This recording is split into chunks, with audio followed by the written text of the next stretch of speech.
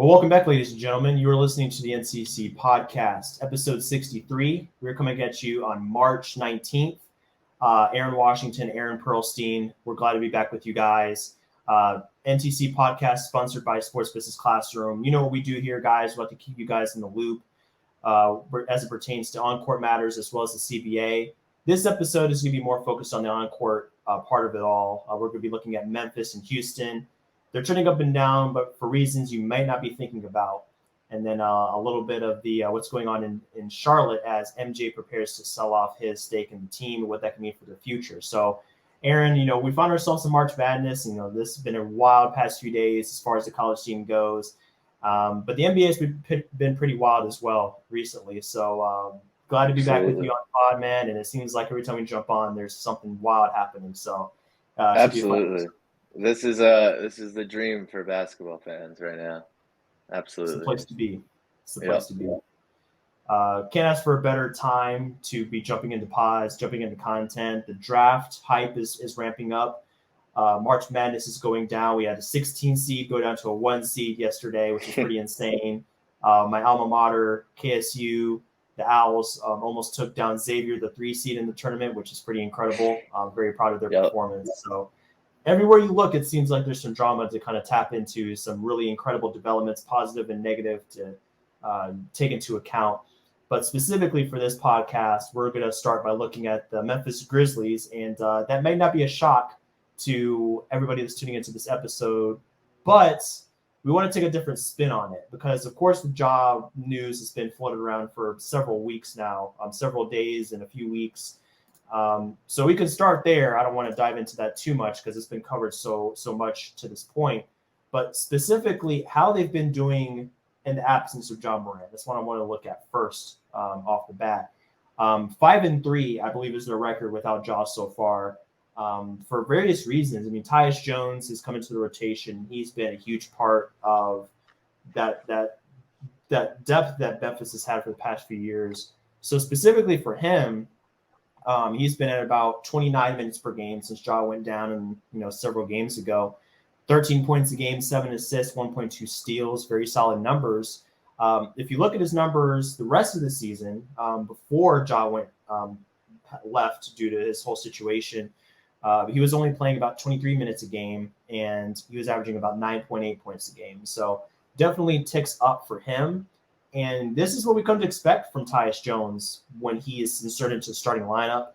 I think there's a case to be made that he is the best reserve guard in the league because of his steady presence for each team he's played for.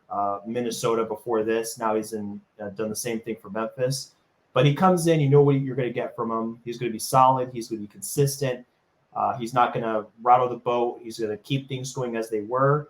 And he's just going to be a good presence for them. So I wanted to start there with Tyus Jones because in these several games since he was inserted into the starting lineup, he's been very solid, double-digit assist games, a few of those outings, and he's provided exactly what Memphis has needed to stay above water. There's a second guy that's been a part of that. We'll get to him in a second, but wanted to start with Tyus Jones. I don't think he gets enough credit. I feel like he's one of the more underrated guys in the league just because of what he brings to this team specifically. So shout out to him. Can't go wrong with a sixth man like Tyus Jones coming off the bench. Absolutely. I totally agree. I think, that was a big thing I thought about in free agency last season was just how important he was to retaining him for the Grizzlies. I mean, to have someone that's a starting caliber guard like that coming off the bench behind a superstar like Ja is so important.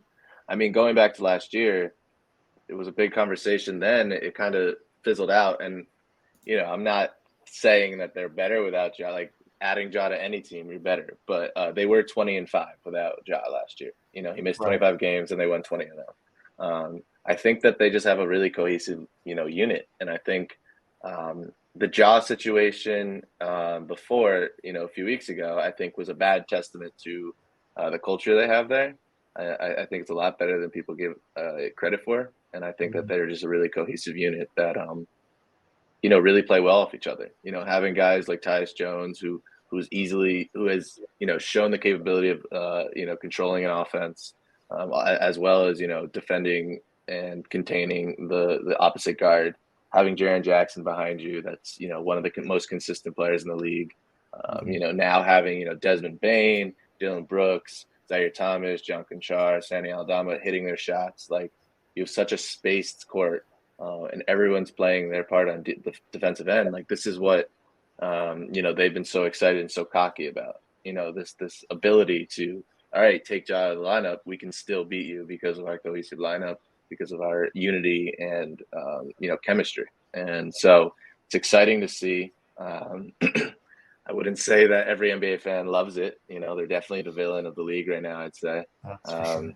I feel like they're kind of the younger brother of a lot of teams like the Warriors and stuff, where, I'm a younger brother, and just, instigating is a great time sometimes. It's a lot of fun. And then kind of looking at mom and saying, it wasn't me, like it was them. Of course not. Yeah, I would say that it's pretty comparable to what they're doing right now. That's a good comparison. I like that. The younger brother. I mean, they definitely occupy that role in the league. I would agree with that. And going back to your comment about the whole culture there, when I started preparing for this pod, I was of the mindset that the whole culture of the team was in disarray. But looking at it, I mean, it's not like the entire team has had issues. It's really, you can narrow it down to two guys that have been causing problems for Memphis, Ja and Dylan Brooks. And Dylan Brooks is really the main guy, especially right now with him getting fined due to shoving that cameraman in Miami. Yep. That was just, there was no place for that in the Bush League. Absolutely. Yeah, Bush League stuff, man.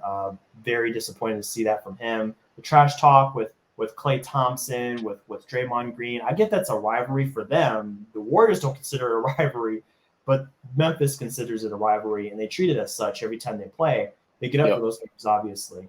But some of the stuff Dylan Brooks has been saying and doing, it's more about his actions, because he was asked about the fine. I think it was like in the press conference of the last game, and he's like, hey, that's not me.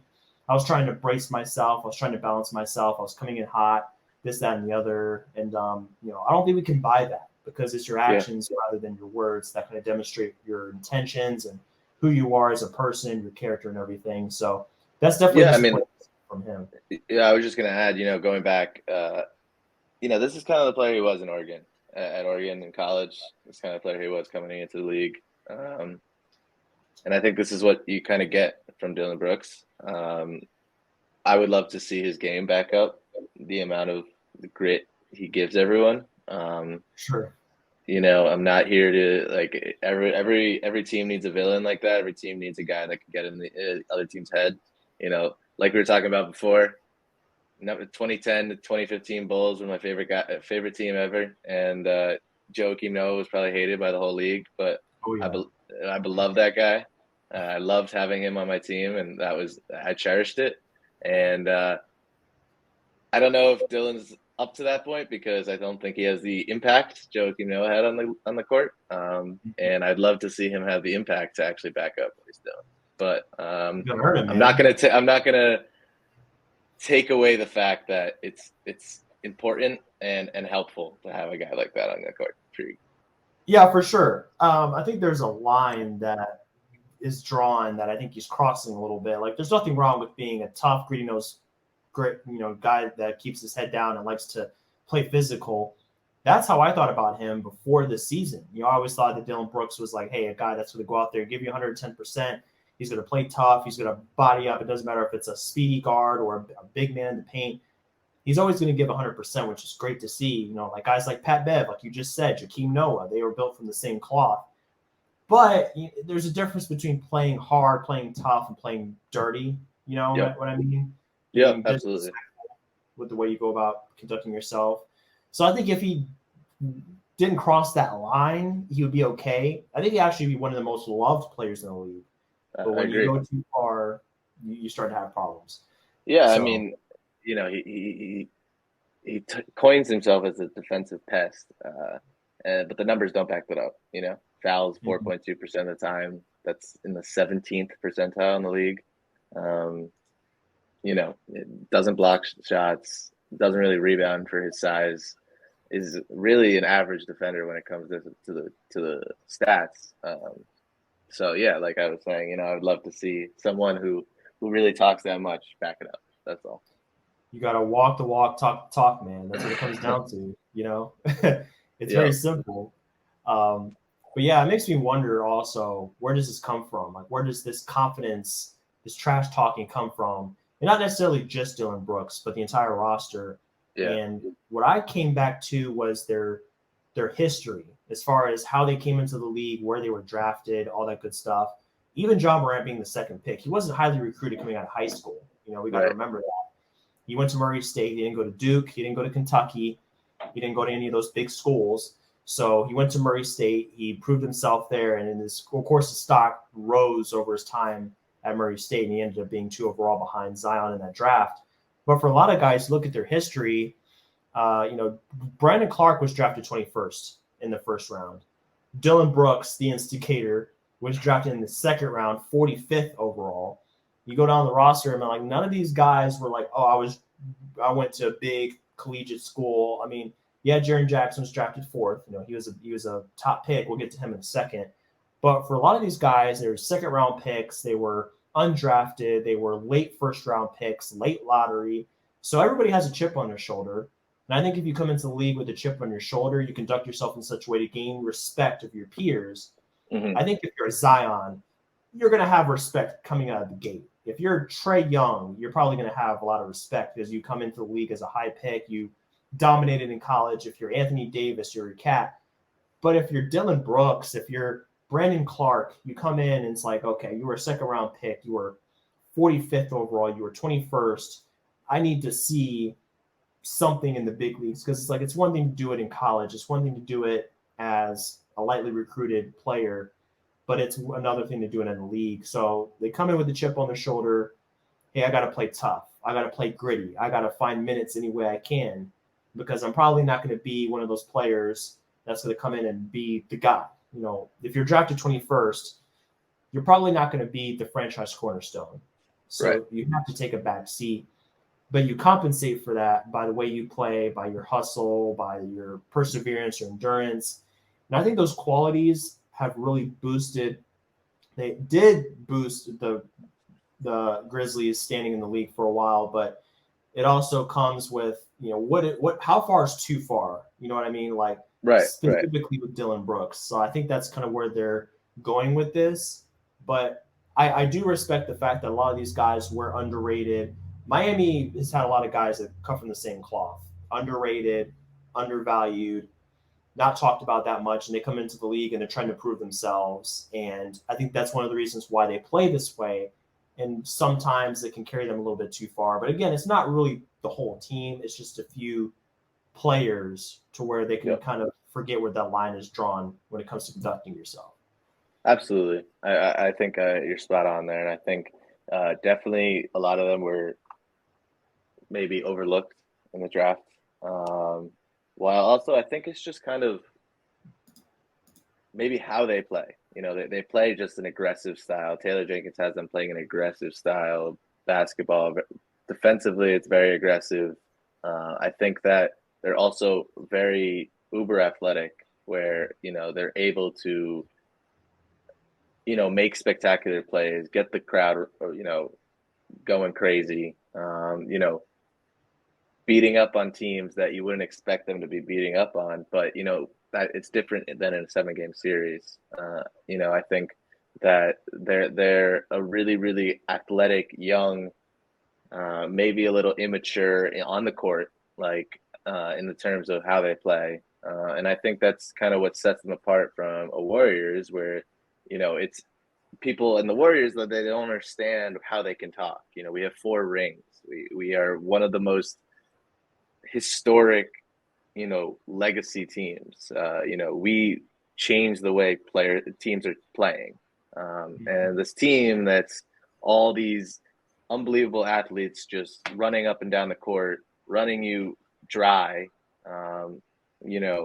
playing together and playing basically on the backyard, just having a great time. How can they continue to talk like that? And I think it's just kind of that mentality, just, we're young, we're the next up, we're going to take your spot.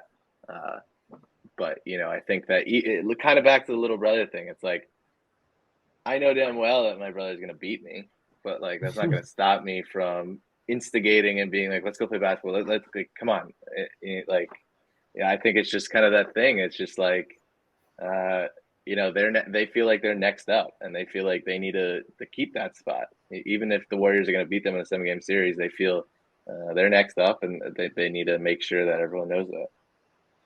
Even though they're kind of deciding that, not the NBA community. Not true.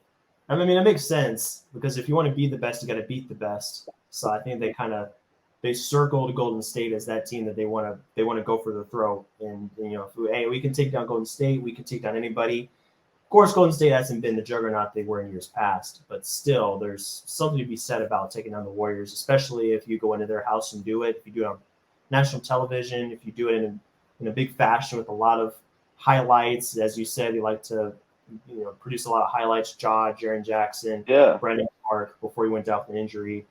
That's how they play, man. And there's a certain style to them. There's a certain flair that's definitely fun to watch. So there's a lot to. I'm not sure if it has to do with the fan atmosphere there or something, but going back years, that team of Marcus Gasol, Mike Conley, Zach Randolph, Tony Allen, like they look kind of the same, just gritty defensively, just getting in your face. Maybe they're trying to kind of model that, which, would be really cool. It'd be a great, situation for the NBA. I think, just like I said, the immaturity maybe shines a little bit too much right now. But hey, you can't pay everyone. Having these guys on their rookie contract is huge for them. Having guys like Jaren Jackson, John Morant. I mean, they pay John Morant, but Dylan Brooks, Desmond Bane on these rookie contracts of 4 years. This is the time. You're not going to be able to retain all those guys. You're not going to be able to bring in more talent to surround them if you are retaining them. So, this is the time to back up what you're saying. You're second in the West. Playoffs are starting in less than a month. Like, I'm excited to see if they can do that. Same here. I mean, their style of play is almost like a modern day grit and grind. It's like it's an evolution of sorts. Because you can't play exactly the way they played. It's just not – it doesn't suit the modern game with just pounding the post and going in with 2 prime post players and all that good stuff. Like, it's not going to get it done in today's NBA. I'll use 2 teams as an example of the way that you need to play in order to be successful. Miami Heat and the Sacramento Kings. You can look at the difference in the record. The Kings are tied for second in the West. Yep. The Heat are 7th in the East. The Heat have had a very potent defense, the opposite for the Kings. The Kings have had a historic offense, especially in the clutch. Absolutely, yeah. So you can see which one is more favored in today's game. Like, you can be a grit and grind defensive team. Yes, you will win some games you shouldn't win, but you will also lose some games you should win if you're a gritty defense, because the offense just isn't potent enough, and a lot of games are going to come down to the last possession. The Kings are out here scoring 176 points, and against the Clippers and all this crazy stuff. And, they've won 43 games as opposed to, what the Heat are doing. So, I mean, it's like, it just comes down to today's game. And I think the Memphis is emulating more so of the modern NBA as opposed to the previous iteration of grit and grind. They just need to expand upon it just because it's necessary in 2023, where your offense is more of an indicator of where you're going to fall in the standings as opposed to your defense. Absolutely. So we can't tiptoe around this forever, man. We keep talking about it. We mentioned him a few times, but Jaren Jackson Jr., like, this man's been awesome this season. He's arguably the defensive player of the year. Right. That's a debate we can have on another day if he's truly the defensive player of the year. But, I mean, here's what he's doing in only 28 minutes a game. He's during the last 8 games, so they've played 8 games or so without John Morant. 22, he's averaging 22 a game, 50% from the field, 60% true shooting, almost 7 boards a game, 2 steals and a block per game. And expanding upon that, there's a stat that StatMuse came out with when it comes to steals and blocks. They had a list of 4 players that have the most games where they had 2 steals and 2 blocks. Jaren Jackson has 14 games with 2 steals and 2 blocks. The other 3 players, maybe I should throw this question out to you. There's 3 other players that are doing this. Can you name one of them? There are 3 other guys that have the most games with 2 steals and 2 blocks. I have 2 guesses. One, because he just, passed Jason Kidd as the number 1 point guard to have the most blocks in NBA history. So I'm going to go Drew Holiday. The other one, it's not Drew Holiday. No, the other one is on the same team, Brook Lopez, because he's my defensive player of the year. But no, he's not one of them either. Damn. I will say one of them is a guard. 2 of them are guards, because I think they have 5 players total. 4 not including Jaren Jackson. So 2 are guards. Okay. 2 are big men. Which is it's interesting. Is one of them a rookie? No rookies on this list. All right. Yeah, I don't know. So Ant-Man is 1. Wow. He is second place with 9 games. I would not have guessed that. There are 3 players that are tied for third at 8 games. Embiid, Porzingis, and Shea have 8 games. Okay. Wow. Pretty impressive. Yeah. I think we're not the players I thought. Yeah. I think we're sleeping on Shea's ability to be a defensive pest. Hey, absolutely. I mean, just OKC as a whole, it's actually amazing. They're crazy, man. You can't sleep on them. Like their defense in particular, man. Like you can't sleep. They will pounce. They have the rookie of the year and another rookie coming next year, and Chet. Oh, rookie of the year, huh? They have the rookie of the year. Absolutely. Okay. Hey, I won't. I'll respect that decision because that guy's definitely earned the right to be in the conversation. So that's fair. Absolutely, yeah. And I think it's just his sheer impact on the court has been so much that he's my rookie of the year. Yeah. Maybe I'm a little biased. That was my sleeper of the draft. That was my guy.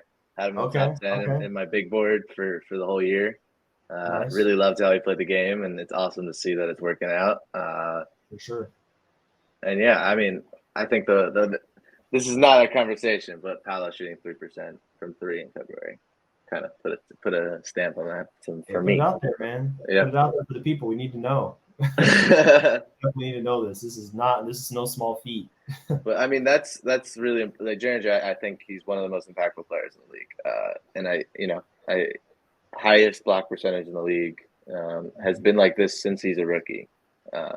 He's been just a defensive pest. Being able to guard guys like Jokic and Embiid, at least contain them, is so imperative for the Grizzlies and for what they want to do. And it just goes back to, like I said, this is the time, because that guy, he's going to warrant $30+ million a year because of how important he is. So he is an insanely important player, and probably a top 10 big man in the league. There are really only 2 things holding him back before now. It was his health, and it was his ability to stay on the court because of foul trouble. This season, he still fouls a decent amount. He's still at about 3.5 fouls per game, which is where he was last year. So there's still potential to be reached here because he's playing 28 minutes a game. He hasn't eclipsed 30 minutes per game yet in any season in his career. So if he can get there, his production will increase even more. But as it stands, there are some stats thrown out by the Basketball Index recently, and it was about his interior defense. So they measure things like rim deterrence, percentage of rim shots contested, rim contests per 75 possessions, blocks per 75 possessions, block rate on contests, a whole bunch of other stuff, post defense. He ranks in either the A-, A, or A+ in almost all of those statistics, except for rim deterrence, where he's a B-. But everything else, he's in the 90th or higher percentile. Rim contest, rim shots contested, all that good stuff, which is just wild to think about. So I think that's a solid case to be the defensive player of the year. The only problem is he doesn't play as much as like a Brook Lopez. Mhm. Would you say that's a significant knock on him if we're trying to compare him to Brook Lopez when it comes to just the sheer amount of minutes he plays per game? Is that enough of a problem for you?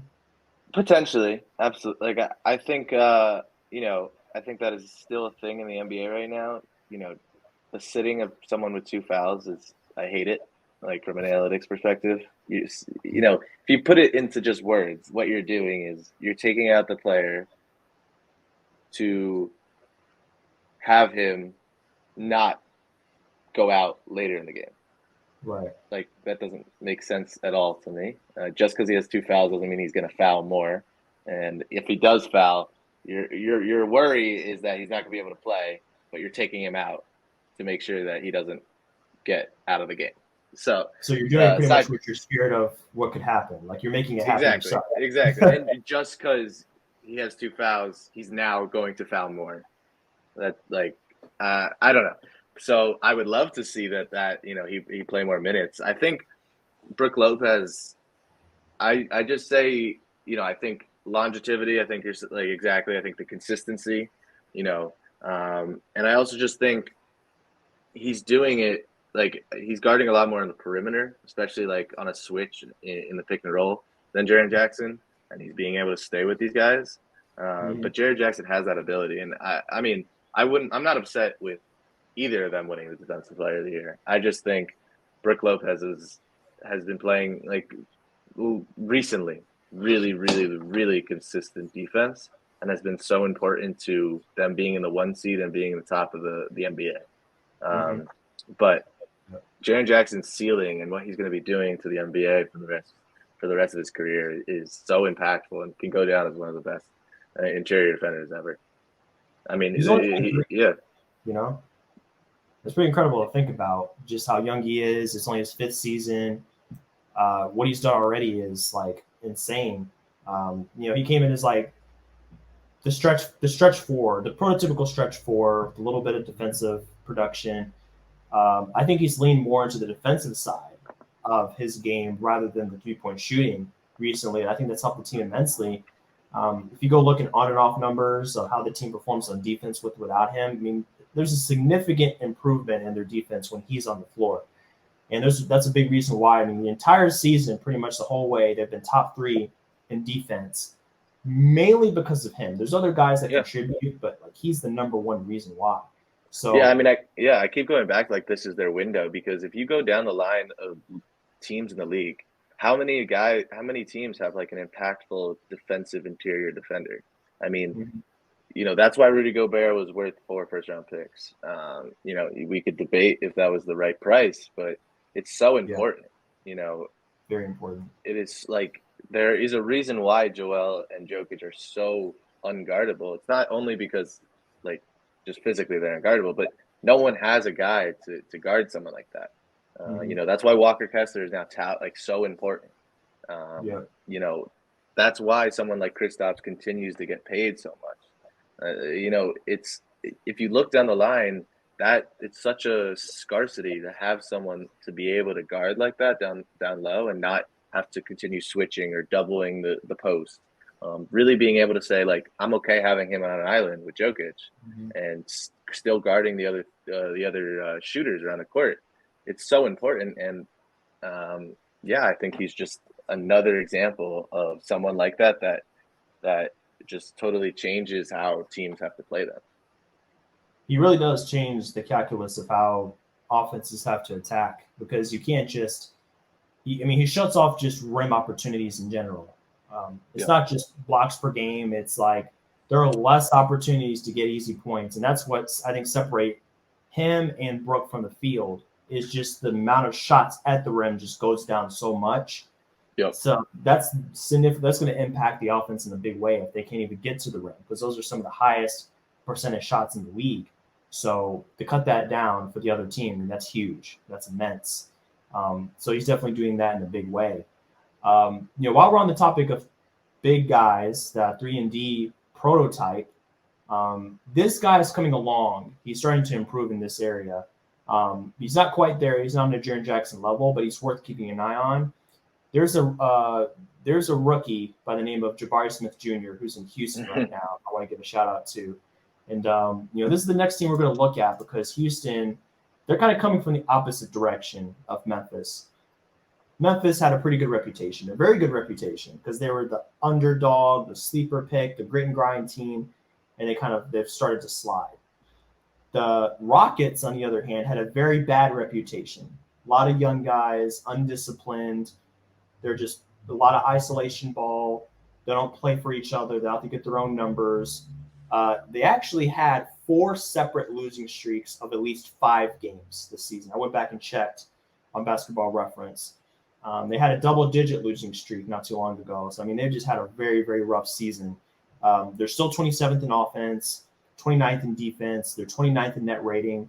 But here's where the bad news ends, and it's a lot of bad news, and the good news starts. They have a 3-game winning streak that's currently active.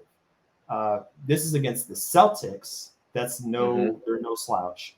The Lakers and the Pelicans, 3 very solid teams that are either in the playoffs or in the hunt for a play-in spot in the West. Yep. Their last game was against the Pelicans. They play them again today, actually. But there's a game winner by Jabari Smith Jr.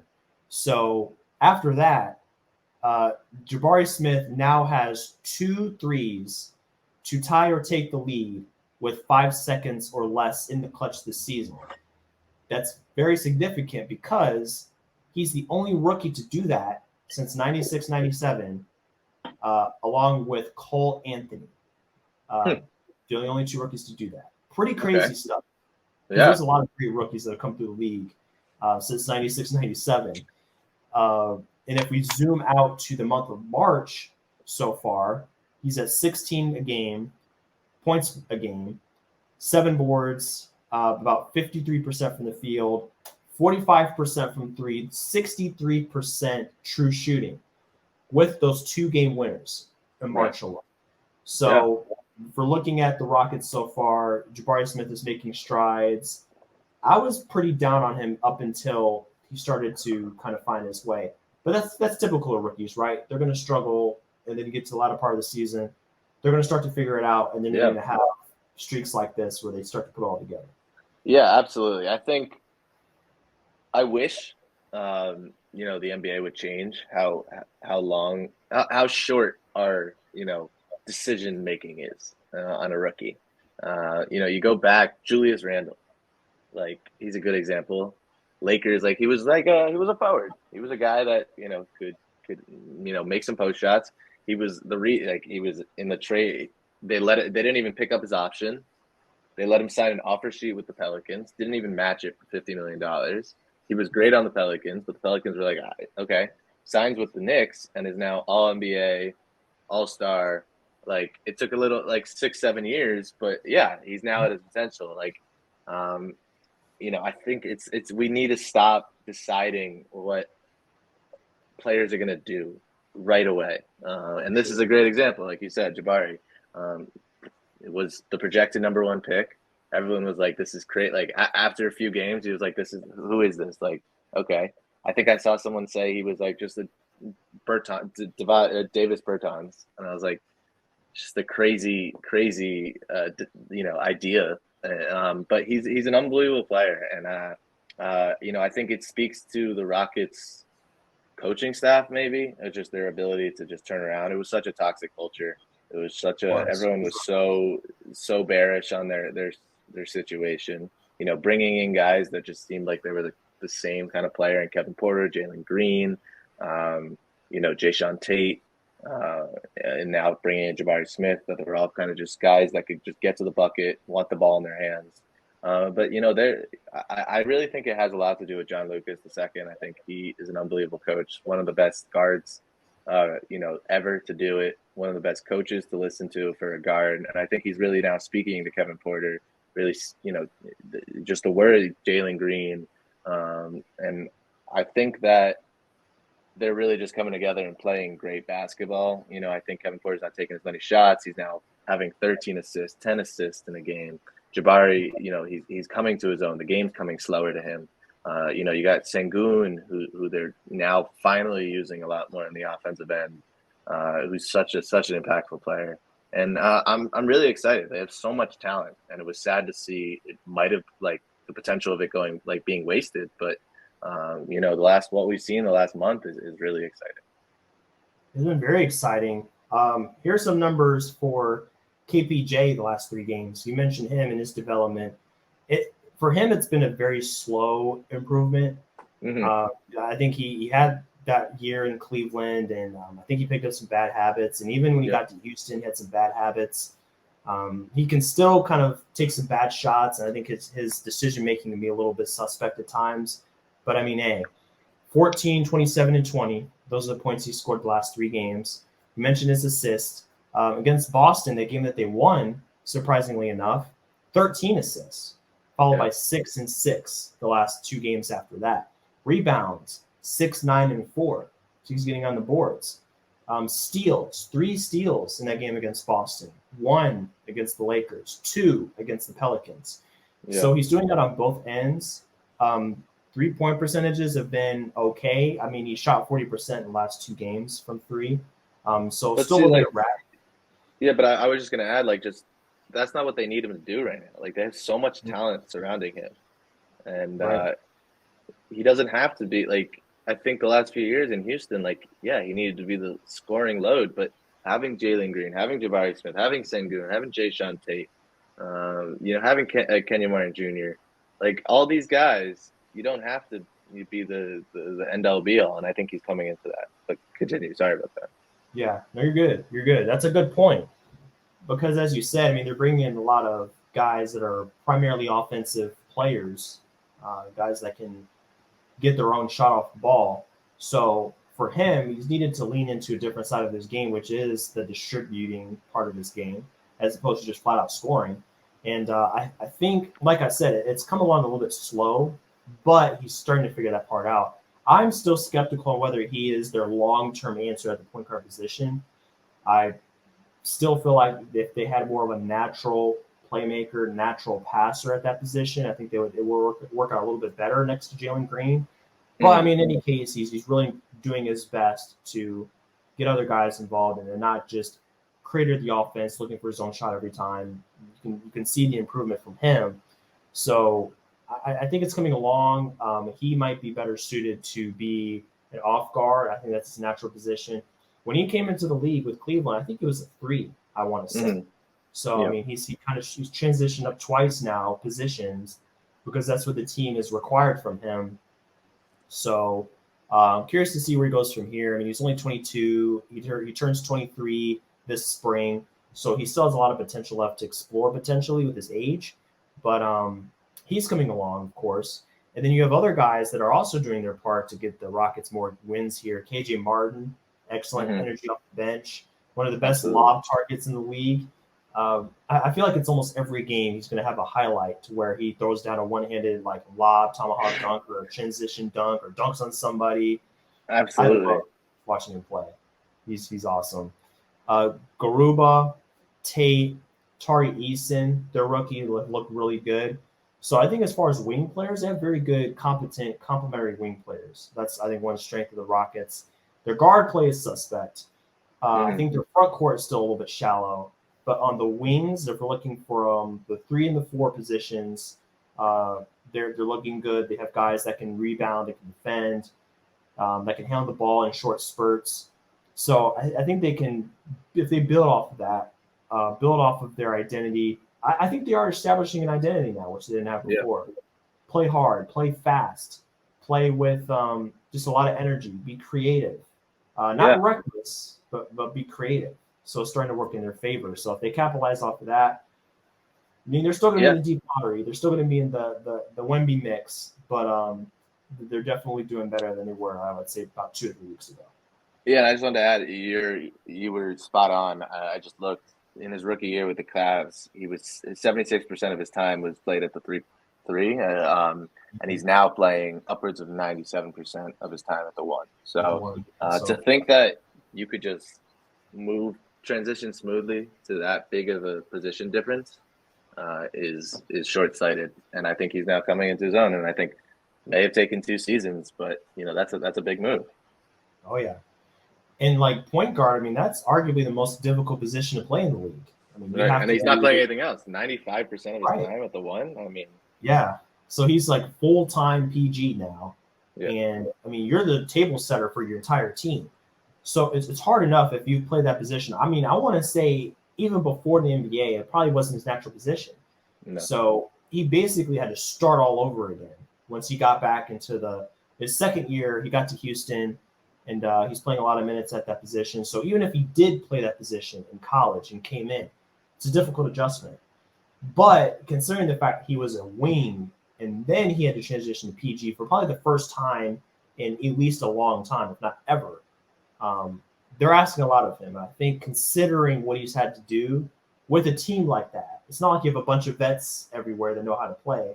There are a lot of guys that are less experienced than he is in terms of games played and everything. So all that being said, I think he's really capitalized on his opportunity. And I'd like to see him start to transition to more of a combo guard in the coming years. But, I mean, as far as what he's been asked to do, what he's had to do, can't really hate on him too much. He's done a pretty good job of that. So they've had a rough history here recently. Obviously, the Rockets haven't had a great time of it the past few years. They still have a little bit of a ways to go when it comes to winning games and establishing a winning culture. The past 3 games are a good indicator of that. But they're not the only franchise that has had a lot of trouble in the past few years trying to get some wins. The Kings have finally got out of that department. They were in there for a long time. The Timberwolves have gotten out of there. But the Hornets can't seem to escape for some reason. I have one idea. I have one theory. The way a team is run starts at the top, as we know. You can blame the players, you can blame the coach, but at the end of the day, ownership is what makes all this all happen, what makes it all go. And it was recently reported that MJ is looking to sell off his stake in the Hornets. So I think he has been the owner since, I want to say, the early 2010s, 2010 or so. I think is when he took over that team. And the track record isn't great. The numbers aren't great, to say the least. Since 2010, they only have 3 playoff appearances. Haven't made it out of the first round any of those 3 years. They have not won more than 48 games. They did have one season they won 48. That was pretty good. They have had the worst season in NBA history at 7-59 in 11-12. If you remember, that was only a 10% winning percentage. So if we're going off a winning percentage, it was the worst in NBA history. 10% of games won. Terrible. They haven't been to the postseason since 2016, so we're coming up on 7 years since they've been in the playoffs. They're headed for another top 4 lottery selection this season, and they have the worst offense this season, along with the 21st defense. But on the bright side, I mean, MJ is he's about to soften a franchise that he paid $180 million for in 2010, and now they're worth $1.7 billion. So good for the business part of the game, not great for the basketball side of the game. For looking at MJ's team. But I'm not very. I don't actually believe it was a lot of, I think it was just a business move. I honestly do. If you look, there are 2 teams that have never paid the luxury tax in the history of their time in the NBA, and they were both named the Pelicans, both named the Hornets at one point. But it's the Pelicans and the Hornets. So to tell me that this guy came in purely because of basketball-related reasons and he wanted to build a winning team, but never paid the luxury tax, waited 10 years and now made what? How much X on his investment, can now go back to California and just sit on his golf course and get away from people like Colin Cowherd and just go and live his life. It kind of sounds a lot more of a possible situation than him actually coming in saying, I'm going to change this organization. I'm going to do all these amazing things. I mean, let's go back, letting Kemba go, paying Terry Rozier a little bit less than what Kemba got. Obviously, it seemed like a good move now, but I don't know. I truly think he just did it for a financial investment. That's fair. I mean, if you look on his return on investment, it makes a lot of sense. I would say I 50% agree because he came in, you're an owner. Obviously, you want to make money. If you're an owner of a team, as opposed to a GM or a coach or something like that. You want to make money on your investment. That makes sense. I definitely think he came in with a businessman mindset, wanting to make money off of this investment, which he has. He's accomplished his mission. He's ready to get out. That makes sense. But this is Michael Jordan we're talking about. I'm pretty sure he wanted to have some level of success, isn't it? Oh, for sure. He's probably one of the most competitive people to ever live. So I believe he came in legitimately wanting to win. That number, though, that stat you brought up about the luxury tax, it does make sense. You're an unserious franchise when it comes to winning if you don't want to pay the luxury tax. It's just the way it is. You look at the salaries on their books. I mean, you have Terry Rozier at $21 million, Gordon Hayward at 30, and then after that, no one's making more than 12. Kelly Oubre at 12. He's just not willing to spend the money necessary to build a contender. Yep. If you look at all the contenders in the league, from Milwaukee to Philadelphia to Boston, Phoenix, all these teams, they're all on the luxury tax. Some are way into the luxury tax. The Clippers are another great example. The Warriors, teams that are built to win, you got to pay the luxury tax, at least a little bit, maybe not way into it. And this is a side note, but this is one of the changes for the CBA that I'm glad that they're going to make.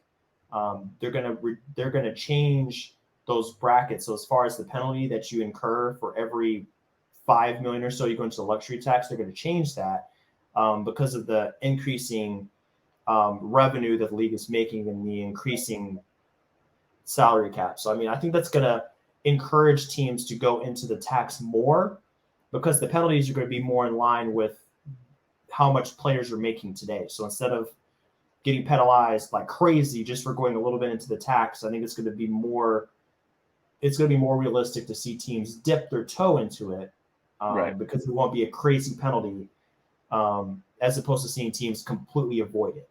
So I think that's a good change. But yeah, he obviously wasn't 100% into winning because you look at these salaries on their books and it's like, sure, there probably would have been Miles Bridges on their books if he hadn't, ruined his career. But $25 million away from the luxury tax as of today. For next season, if everything holds, they can build up to $43 million in cap space, and they would be about $73 million away from the tax. So obviously, spending a bunch of money wasn't the first thing on his mind, but I think he is maybe a little bit disappointed on the performance of the Hornets since he took over as the owner. Agreed. Yeah, and I'm not trying to make the claim that he didn't want to succeed. Yeah, like you said, Michael Jordan. But all this now conversation, like Colin Cowherd starting, I wish we didn't even talk about it and not even give him the attention he wants. But like to just then make it into a thing about how his legacy. I really like he could. I don't know him and like he had the majority stake, but he's not the only owner. They clearly didn't want to spend money, and if you don't want to spend money, you're not going to win. So exactly, it's just kind of how it goes. Got to pay to play, man. It's like anything else. I'd also not be surprised if he tries to get his hand into a different organization, maybe. Like you said, it's Michael, and I think he realized it's kind of a lost cause right now. And maybe it is. Maybe it is. The take on his legacy is absurd because this is a different career, so you can't put the two together. Owner and player are two completely different things. And him bringing up baseball and get out of here with that. Man. I get what he's trying to do. He's basically trying to say that I guess he just wasn't cut out to be anything but a player in sports. And you needed. Well, he brought up the Wizards too because he was only good with Phil Jackson and Scottie Pippen. Many had to do with him being 40 years old, but that's just me. Yeah, it probably has something to do with it, more than likely. And it's not like he wasn't great when he first came into the league before he had all his great teammates. He was dominating. Yeah, never. Before Pippen was drafted, so that just doesn't make any sense. Yeah, as far as a take. But yeah, his tenure has been interesting. It's not just the spending of their money; it's also their draft picks when it comes to how poorly they've performed. They've had several very poor draft picks in the past 10 years or so. Frank Kaminsky and Cody Zeller, guys that were taken very high in the lottery that didn't pan out to be any more than role players. Very disappointing. You got to draft well. if you look at Memphis, you look at these teams like New Orleans and teams like that have had strong seasons, gotten to the playoffs. They draft really well. Even in the second round, they find gems. The Hornets don't really do that. I mean, besides Kemba, the Kid Gilchrist pick, we can't forget about Michael Kidd Gilchrist. That was a disaster. Yeah. If you're not hitting on those picks and you have top 5 picks, I mean, you're really just kind of in limbo at that point. They're back in the lottery. It's not like it hasn't been that long since they were in the lottery. So they're going to be back here again. LaMelo Ball was a good pick, no doubt about that. But other than him and maybe Kemba, not a lot of great success there in the lottery for them. That's for sure. So, I mean, that's definitely a part of the game you have to hit, if you want to be successful. I know we had planned to talk about the play-in situation as well. I'll say we could say that for the next episode. I'm sure there's still ways to go. And we'll have a clearer picture for sure. Oh, yeah. So, I mean, we still have about 3 weeks left in the regular season, so we'll definitely want to revisit that for the next podcast. But until then, guys, this is going to do it for our episode here today. Thanks, everybody, for tuning in, giving us a chance to talk to you a little bit about the NBA. We know you have a lot of choices when it comes to NBA content, so we appreciate you sticking with us. And if you're looking for more content, be sure to check out our website, notradeclause.com. We have a bunch of information for you guys, ranging from cap sheets to draft capital to all our podcasts to writing materials. We're trying to inform you guys any way we can. We love to do that. Have the opportunity if you want to check out our website, which is linked. If you're watching on YouTube, it's on our screen here. It's linked if you're listening on our social platforms, streaming platforms. It's available to wherever you get our content from. So, guys, enjoy the rest of this March Madness run. Should be a fun time. Take a look at the play-in race in both conferences. It's a lot of fun. And we'll have more to provide you guys when it comes to how those things are developing in future podcasts. But we're signing out for today, guys. So enjoy all of that. Take care. We'll catch you all soon.